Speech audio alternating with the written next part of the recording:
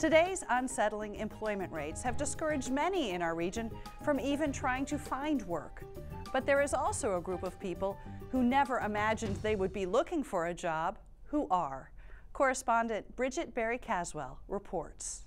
Retirement used to be a clear and attractive milepost in the life of the American worker. But changing values, a rough economy, and some surprising demographic data are transforming the way both workers and employers regard the so-called golden years. We really need to focus there in terms of getting more assignments, maybe run some newspaper ads, broaden our networking. At a point when Ed Chase's longevity as an IBM engineer qualified him for early retirement, his personality rebelled at the thought. Retirement just wasn't for me. I'm healthy, I'm high energy, I want to contribute, I want to continue to give. I would be totally bored if I ended up, sitting on a couch, watching soaps or whatever you do when you retire. A sudden 2-month employment hiatus quickly reminded Dave Swainbank of the ongoing value of a regular paycheck. The idea of retirement isn't necessarily based on age. It's more based on income. And people are having to work longer in their lifetime. They're having to work many more years just to be able to afford lifestyle. Takes quite a bit more money than what it used to.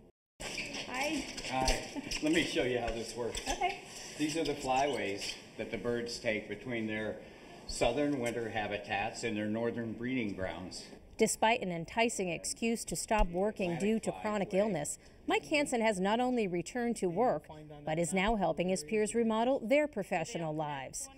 What's happening to transform the traditional model of aging out of the workplace? Today's employment environment has changed. It's rare that you can find an employer that you could go to work for and expect to retire from, working there for 30 years. There's less of that happening. That leaves people 55 and older out in the workforce. Now they have to retool. Helping people reinvent their work lives is nothing new. In fact, one Vermont organization has been a recognized leader in community-based job training and employment development for 25 years. And what we've seen in recent years is that the skills that people need as they age to help them either remain in the workforce or to get back into the workforce has to do with learning how to use the skills they have and transfer them into the jobs that exist in today's labor market. With funding from the U.S. Department of Labor, Vermont Associates for Training and Development is building a statewide network of resource centers to help older Vermonters return to the workforce or to jumpstart a new career. Besides providing guidance on formal training and opportunities in institutional education, Vermont Associates offers on-the-job experience in the form of targeted internships with a number of public and nonprofit organizations. Good morning. How are you? Good. Welcome to the Missisquoi National Wildlife Refuge. A former accounting, auction, and tourist information professional, Dave Swainbank recently opened the latest chapter of his career history with an internship at a nearby nature center. I got really sick, and after a point of 60 days, the economic feasibility of not working ended. So Swainbank enrolled in Vermont Associates' Senior Community Service Program, which puts eligible candidates into paying internships where they're able to gain new work experiences. This internship gives the opportunity for me to look at different areas I hadn't thought about before and to provide customer service. Dave, this is a new program we have here. In the final week of his own community internship at the same wildlife refuge is former building contractor Mike Hansen. Like his successor, he too experienced a forced break in employment. It became obvious that I wanted to get back into the workforce, but that it wasn't going to be construction. I already had some computer skills, and so they used me to help develop these spreadsheets that they could use year after year. How you doing, Mike? Good. I'm just looking at the data from 2009 here.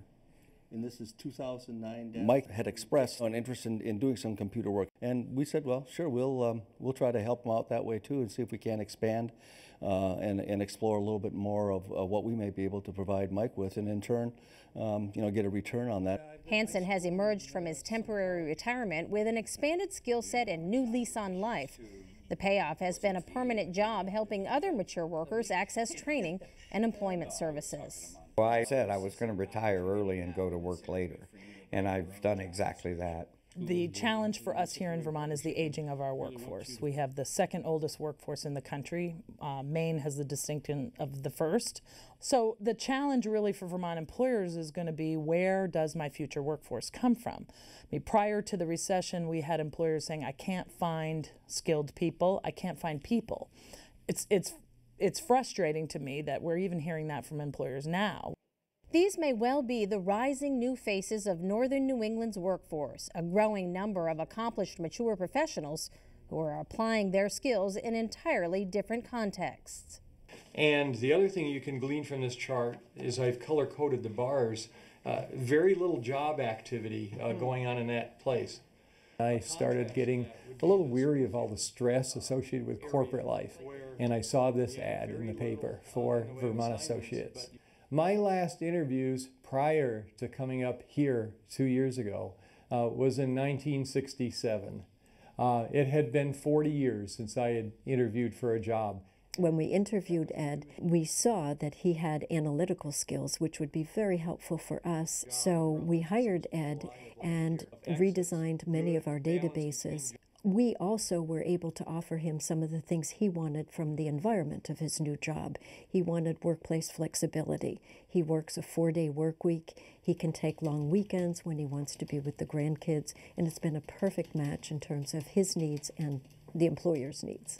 I think there's a lot of people my age and even older than I am that really want to continue working in the workforce, but in a lower stress environment, maybe a part-time environment, to still contribute and feel fulfilled. Many mature workers are healthy, living longer than ever, and anxious to keep on contributing not only to their own pocketbook, but to society. Their spirit and experience only enrich the American workplace. For Making Sense New England, I'm Bridget Barry Caswell. If you're considering working into your 60s, 70s, and even beyond, you'll need to weigh a number of factors, including your health, present skills, and personal goals. Our website contains information on working into maturity and organizations that can help make it happen. Visit the resources page at makingsensene.org.